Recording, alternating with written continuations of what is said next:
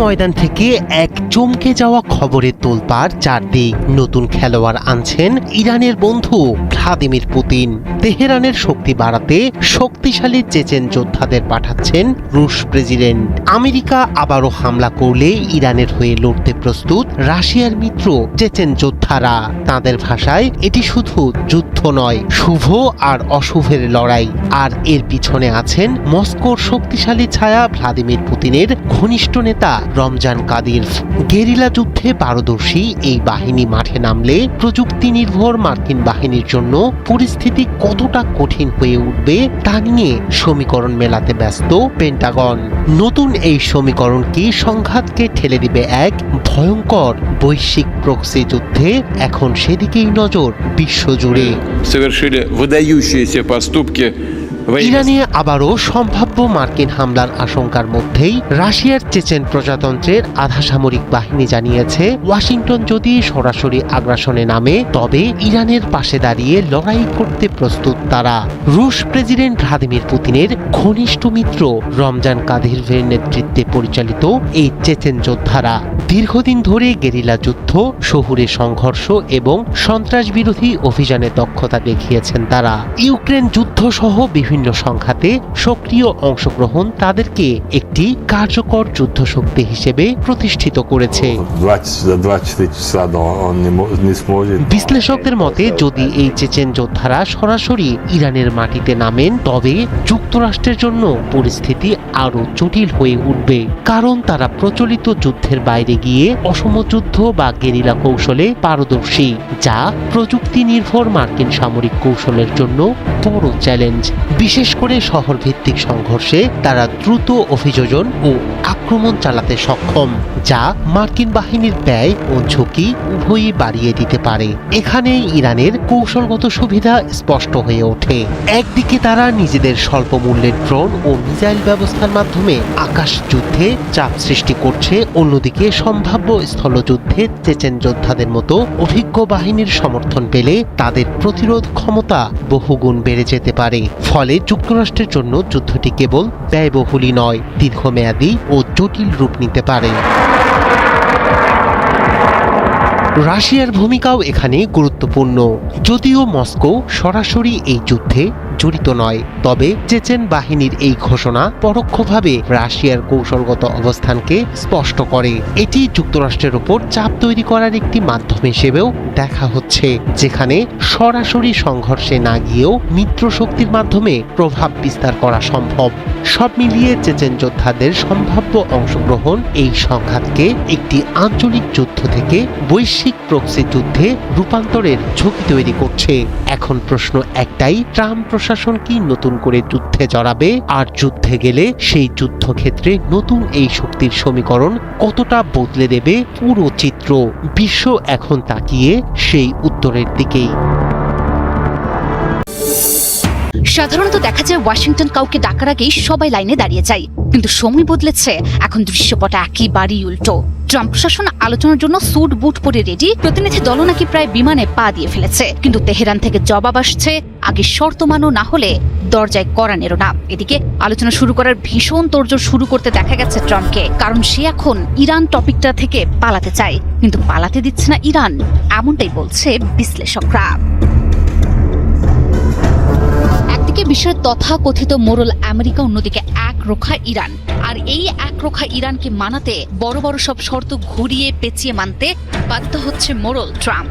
সম্প্রতি পৃথিবীর সবচেয়ে শক্তিশালী দেশ আমেরিকার প্রেসিডেন্ট প্রকাশ্যে ঘোষণা করছে, আমরা আলোচনা করতে রওনা হচ্ছি, আমাদের প্রতিনিধি দল রওনা হচ্ছে। কিন্তু এদিকে ইরান তাদের দুটি দাবিতে অনড়। দেশটি যুক্তরাষ্ট্রের সঙ্গে আলোচনাকে যুদ্ধক্ষেত্রের ধারাবাহিকতা হিসেবেই দেখছে এবং লেবাননে যুদ্ধ বিরতি ও জব্দ সম্পদ মুক্তির দাবিতে অনড় তারা। ট্রাম্পের মতো একজন ডিল মেকার যখন আগ বাড়িয়ে প্রতিনিধি পাঠানোর কথা বলেন, তখন প্রশ্ন জাগে, এটি কি শক্তির পরিচয় নাকি ভেতরে ভেতরে ক্ষয়ে যাওয়া আত্মবিশ্বাসের লক্ষণ? ইরান যদি এই যুদ্ধে এগিয়ে না থাকে তাহলে ট্রাম্প কেন আলোচনা করতে চাইছে? কেন আগ বাড়িয়ে নিজের প্রতিনিধি দলের রওনা হবার কথা বলছে? আবার এই আলোচনাটা যেন হয় এবং ইরান ইস্যুটা যেন থেমে যায়, সেজন্য ট্রাম্প চেষ্টার কমতি রাখছে না। যে করেই হোক আলোচনার টেবিলে তার ইরানকে চাই। তাই তো প্রথমে ট্রাম্প আলোচনার জন্য পাঠাচ্ছিলেন স্টিভ উইটকফ এবং জ্যারেড কুশনারকে। তেহরান তো হেসেই খুন, কারণ এরা দুজন ইরানের কাছে খুদ ইসরায়েলের কট্টর লবিস্ট হিসেবে পরিচিত। যাদের গায়ে ইসরায়েলের গন্ধ, তাদের সাথে কথা বলে লাভটা কি? এই কথা শোনার পরপরই ট্রাম্প বলল জেডি ভ্যান্সও যাবে। সবকিছু মিলিয়ে যে করেই হোক ট্রাম্প চাচ্ছে আলোচনাটা হোক এবং ইরান ইস্যু থেমে যাক। আর তাই ইরান যাতে আলোচনায় রাজি হয়, এই জন্য ট্রাম্প এখন ইরানের শর্তগুলো মানতে একরকম বাধ্যই হচ্ছে। এমনকি অনেক বিশ্লেষকরা বলছেন আমেরিকা হয়তো কোনো ঘোষণা ছাড়াই হরমুজ অবরোধ তুলে নিতে পারে। তাহলে ভাবুন আলোচনাটা যেন হয়, এজন্য কতটা মরিয়া ট্রাম্প। তার এই অবস্থা দেখে মার্কিন সামরিক বিশেষজ্ঞ এবং সাবেক কর্নেল ডগলাস ম্যাকগ্রেগর মন্তব্য করেছেন, ট্রাম্প আসলে এখন ইরান ইস্যু থেকে সম্মানজনক প্রস্থান বা সহজ ভাষায় পালাতে চাইছেন, কিন্তু ইরান পালাতে দিচ্ছে না। ম্যাকগ্রেগরের এই কথাটার গভীরতা বিশাল। এখান থেকে পাত তোলা যতটা কঠিন, তার চেয়ে বেশি কঠিন হলো মান সম্মান বাঁচানো। ইরান যেন অনেকটা বিচ্ছুর মতো, ধরলেও বিপদ, ছাড়লেও বিপদ। ফলে ট্রাম্পের আলোচনার প্রস্তাব আসলে কোনো দয়া নয়, বরং নিজের হেরে যাওয়ার খবর কন্ট্রোল করার একটি মরিয়া চেষ্টা মাত্র। ম্যাকগ্রেগরের কথা সত্যি হলে বলতে হয়, ট্রাম্প পালাতে চাইছেন ঠিকই, কিন্তু তেহরান চাচ্ছে ট্রাম্পকে একটু শাস্তি দিয়ে তারপর বিদায় করতে। আমেরিকা কি পারবে মান বাঁচিয়ে ফিরতে? সময় তার উত্তর দেবে। একসময় যা ছিল গর্ব, এখন তাই আমেরিকার সবচেয়ে বড় বেইজ্জতির কারণ। শত্রু হামলা থেকে রক্ষা করার নামে বিলিয়ন বিলিয়ন ডলারের মারণাস্ত্র আরবদের হাতে তুলে দিয়েছিল আমেরিকা। তবে ইরান দেখিয়েছে ওসব তর্জন গর্জন সার, কাজের কাজে কিচ্ছু নেই। দীর্ঘ কয়েক দশক ধরে ইরানের সম্ভাব্য হামলা থেকে সুরক্ষার আশায় আমেরিকার কাছ থেকে বিলিয়ন বিলিয়ন ডলারের আকাশ প্রতিরক্ষা ব্যবস্থা কিনেছিল সৌদি আরব ও সংযুক্ত আরব আমিরাত সহ উপসাগরীয় দেশগুলো। কিন্তু ইরান যুদ্ধের ময়দানে তা তাসের ঘরের মতো ভেঙে পড়েছে। বিশেষ করে 2025 সালের মে মাসে সৌদি আরবের সঙ্গে স্বাক্ষরিত আমেরিকার ইতিহাসের বৃহত্তম 142 বিলিয়ন ডলারের অস্ত্র চুক্তির মূল আকর্ষণ ছিল অত্যাধুনিক থার্ড এবং প্যাট্রিয়ট PAC-3 সিস্টেম। ইরান ও এর প্রক্সি বাহিনীগুলোকে মোকাবেলায় এগুলোই সবচাইতে শক্তিশালী বর্ম হিসেবে বিবেচিত হয়েছিল। কিন্তু সাম্প্রতিক যুদ্ধে ইরানের পাল্টা প্রতিশোধমূলক হামলায় আমেরিকার এই বহুল আলোচিত প্রতিরক্ষা ব্যবস্থাগুলো উপসাগরীয় দেশগুলোর গুরুত্বপূর্ণ অবকাঠামো রক্ষা করতে চরমভাবে ব্যর্থ হয়েছে। ইরানের ঝাঁকে ঝাঁকে আসা ড্রোন এবং ব্যালিস্টিক মিসাইলগুলো কোনো বাধা ছাড়াই সৌদি আরব আমিরাত ও কাতারের মতো দেশগুলোর সামরিক ঘাঁটি ও জ্বালানি কেন্দ্রে সরাসরি আঘাত হেনেছে। ইরানি সমরাস্ত্রের সামনে আমেরিকার অত্যাধুনিক আকাশ প্রতিরক্ষা ব্যবস্থার এমন অসহায় আত্মসমর্পণ পুরো বিশ্বের সামরিক বিশেষজ্ঞদের হতবাক করে দিয়েছে। সামরিক বিশ্লেষকদের মতে ইরানের এই সাফল্যের প্রধান কারণ ছিল তাদের যুদ্ধ কৌশল। ইরানি বাহিনী আমেরিকার দামি প্রতিরক্ষা ব্যবস্থাগুলোকে ব্যস্ত রাখতে প্রথমে কয়েক হাজার সস্তা ড্রোনের একটি বিশাল বহর ব্যবহার করেছে। প্যাট্রিয়ট সিস্টেমগুলো যখন এই সস্তা ড্রোনগুলোকে ধ্বংস করতে গিয়ে তাদের দামি ইন্টারসেপ্টর মিসাইলগুলো শেষ করে ফেলে, ঠিক সেই মুহূর্তেই ইরান তাদের মূল ব্যালিস্টিক মিসাইলগুলো নিক্ষেপ করেছে। ফলে আমেরিকার প্রতিরক্ষা বলয় ভেদ করে আরব দেশগুলোতে সব ইরানি অস্ত্র সরাসরি লক্ষ্যবস্তুতে আঘাত হানে। স্যাটেলাইট ইমেজে দেখা গেছে আমেরিকার থার্ড সিস্টেমের সবচাইতে গুরুত্বপূর্ণ অংশ NTPY-2 রাডারগুলো সৌদি আরবের প্রিন্স সুলতান এয়ারবেস এবং জর্ডানের মুওয়াফাক সালতি এয়ারবেসে সরাসরি আঘাতে পুরোপুরি ধ্বংস হয়ে গেছে। এই রাডারগুলোকে থার্ড সিস্টেমের চোখ বলা হয়। এগুলোর ধ্বংস হওয়ার অর্থ হলো পুরো প্রতিরক্ষা ব্যবস্থাটি অন্ধ হয়ে যাওয়া। আর বিষয়টি মধ্যপ্রাচ্যে আমেরিকার সামরিক শ্রেষ্ঠত্বকে বড় ধরনের চ্যালেঞ্জের মুখে ঠেলে দিয়েছে। এদিকে ইরানের এই বিপুল পরিমাণ মিসাইল হামলা মোকাবেলা করার মতো পর্যাপ্ত সরঞ্জাম সরবরাহ করতে পারছে না আমেরিকা, কারণ ইরানের মিসাইল উৎপাদনের গতির তুলনায় আমেরিকার ইন্টারসেপ্টর বানানোর ক্ষমতা অনেক কম। আমেরিকার পররাষ্ট্রমন্ত্রী মার্কো রুবিও নিজেই স্বীকার করেছেন যে ইরান প্রতি মাসে 100টির বেশি মিসাইল তৈরি করছে, আর আমেরিকা মাসে মাত্র 6 থেকে 7টি ইন্টারসেপ্টর তৈরি করতে সক্ষম, যার ফলে আমেরিকা এখন দক্ষিণ কোরিয়ার মতো অন্য অঞ্চল থেকে থার্ড ব্যাটারি সরিয়ে মধ্যপ্রাচ্যে আনতে বাধ্য হচ্ছে। বিশেষজ্ঞরা বলছেন আরব দেশগুলো ইরানের হামলার সামনে আমেরিকার প্রতিরক্ষা ব্যবস্থার দুর্বলতার বিষয়টি আগে থেকেই আঁচ করতে পেরেছিল, কিন্তু শেষ পর্যন্ত যুদ্ধের মুখে তারা আমেরিকার ফাঁপা প্রতিরক্ষা ব্যবস্থার উপর নির্ভর করতে বাধ্য হয়েছে। শত শত বিলিয়ন ডলারের এই দামি আমেরিকান বর্ম কোনো কাজে না আসায় এখন পুরো উপসাগরীয় অঞ্চলে এক বিশাল নিরাপত্তার সংকট তৈরি হয়েছে। ফলে ভবিষ্যতে আরব দেশগুলো চীন বা অন্য পরাশক্তির কাছ থেকে প্রতিরক্ষা ব্যবস্থা всем нашим согражданам, которые... আমেরিকার স্পর্ধাকে ধুলোয় লুটিয়ে দিল পুতিনের রাশিয়া। যুদ্ধ নিয়ে রুশ প্রেসিডেন্টের পক্ষ থেকে এলো কঠিন বার্তা। বৈশ্বিক জ্বালানি তেল সরবরাহের গুরুত্বপূর্ণ বাণিজ্যিক রুট হরমুজ প্রণালীতে বারুদের গন্ধ, ঠান্ডা শীতল জলে গনগনে আগুনের উত্তাপ। আমেরিকার 200 জাহাজ লক্ষ্য করে যে কোনো সময়ে লঙ্কা কাণ্ড ঘটিয়ে ফেলবে তেহরান। তার আগেই রুশ প্রেসিডেন্ট ভ্লাদিমির পুতিনের মন্ত্রী দিলেন রণহুঙ্কার। রুশ পররাষ্ট্রমন্ত্রী সের্গেই লাভরভ এবং ইরানি পররাষ্ট্রমন্ত্রী আব্বাস আরাকচি হরমুজ নিয়ে করেছেন গোপন আলোচনা। আলোচনার ব্যাপারে রাখ ঢাক রেখে সোমবার রুশ পররাষ্ট্র মন্ত্রণালয় বলেছে, এই আলাপে দুই দেশের নেতা আঞ্চলিক স্থিতিশীলতা এবং দ্বিপাক্ষিক সহযোগিতার বিষয়ে বিস্তারিত আলোচনা করেছেন। ফোন আলাপে রুশ পররাষ্ট্রমন্ত্রী সের্গেই লাভরভ একটি টেকসই যুদ্ধবিরতি বজায় রাখার প্রয়োজনীয়তার উপর বিশেষভাবে গুরুত্ব দিয়েছেন। অন্যদিকে ইরানের পক্ষ থেকে রাশিয়া পেল পূর্ণ সহযোগিতার প্রতিশ্রুতি। আব্বাস আরাকচিও হরমুজে চলাচলকারী রুশ জাহাজ এবং পণ্যবাহী কার্গো চলাচলের পূর্ণাঙ্গ নিরাপত্তা নিশ্চিতে রুশ মন্ত্রীকে দিয়েছেন পূর্ণ আশ্বাস।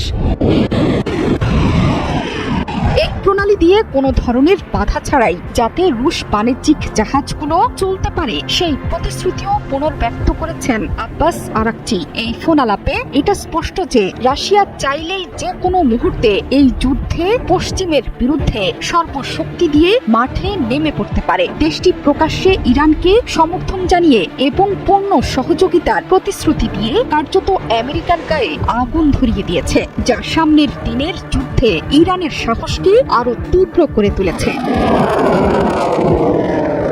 হরমুজ প্রণালী খোলা এবং বন্ধের গড়িমসিতে বিশ্বজুড়ে তেলের ভয়াবহ সংকট তৈরি হয়েছে। পেট্রোল পাম্পগুলোতে তৈরি হচ্ছে যানবাহনের দীর্ঘ সারি। চলমান পরিস্থিতিতে হরমুজে আমেরিকার অবরোধে কোনো মিত্রকেই পাশে পায়নি মার্কিন প্রেসিডেন্ট ডোনাল্ড ট্রাম্প। মার্কিন যুক্তরাষ্ট্র ধীরে ধীরে একা হয়ে পড়লেও ইরানের হাত শক্ত করে ধরে রেখেছে চীন এবং রাশিয়া। এই দেশ দুটো আমেরিকা তথা পশ্চিমাদের নানা বাধা বিপত্তি পেরিয়ে শুরু থেকেই সামরিক থেকে কূটনৈতিক দুইভাবেই ইরানের এই যুদ্ধে জুগিয়েছে সাহস এবং অনুপ্রেরণা। এর আগে রুশ পররাষ্ট্রমন্ত্রী সের্গেই লাভরভ বৈঠক করেছেন চীনা প্রেসিডেন্ট শি জিনপিং এর সাথেও। সেই বৈঠকে মধ্যপ্রাচ্যের যুদ্ধে বৈশ্বিক জ্বালানি সরবরাহ বড় সংকটের মুখে পড়ায় চীনকে সহযোগিতার প্রস্তাব দেয় রাশিয়া। সামনে চীন সফরের সম্ভাবনা আছে রুশ প্রেসিডেন্ট ভ্লাদিমির পুতিনের। এছাড়া একই সময়ে চীন সফরে যাওয়ার কথা মার্কিন প্রেসিডেন্ট ডোনাল্ড ট্রাম্পের। মার্কিন নেতার এই সফর যাতে ব্যর্থ হয় সেই চেষ্টা চালিয়ে যাচ্ছে চীন, রাশিয়া এবং ইরানের ত্রিশক্তি জোট। ইরানের গোয়েন্দা নেটওয়ার্কের গভীরতা নিয়ে নতুন তথ্য সামনে আসতেই বিস্ময়ে হতবাক মোসাদ। সাম্প্রতিক এক গোপন প্রতিবেদন জমা দেয় ইসরায়েলের এই গোয়েন্দা সংস্থা। প্রতিবেদনে উঠে আসে এক ভয়ঙ্কর বাস্তবতা। ইসরায়েলের 3 প্রধান নিরাপত্তা সংস্থা মোসাদ, শিন বেত এবং আইডিএফ এর যৌথ তদন্তে উন্মোচিত হয়েছে ইরানের বিশাল এক স্পাই নেটওয়ার্কের চিত্র। মধ্যপ্রাচ্য থেকে ইউরোপ এমনকি কৃষ্ণসাগর পর্যন্ত এই নেটওয়ার্কের বিস্তার। সম্প্রতি জেরুজালেমের পোস্টের এক প্রতিবেদনে বলা হয়, মোসাদ দাবি করেছে ইরানের আইআরজিসির শক্তিশালী ইন্টেলিজেন্ট ইউনিট এই নেটওয়ার্ক পরিচালনা করছিল। তাদের লক্ষ্য ছিল কঠোর গোপনীয়তা বজায় রেখে বিশ্বের বিভিন্ন প্রান্তে ইসরায়েলি ও পশ্চিমা স্থাপনায় সমন্বিত হামলার প্রস্তুতি নেওয়া।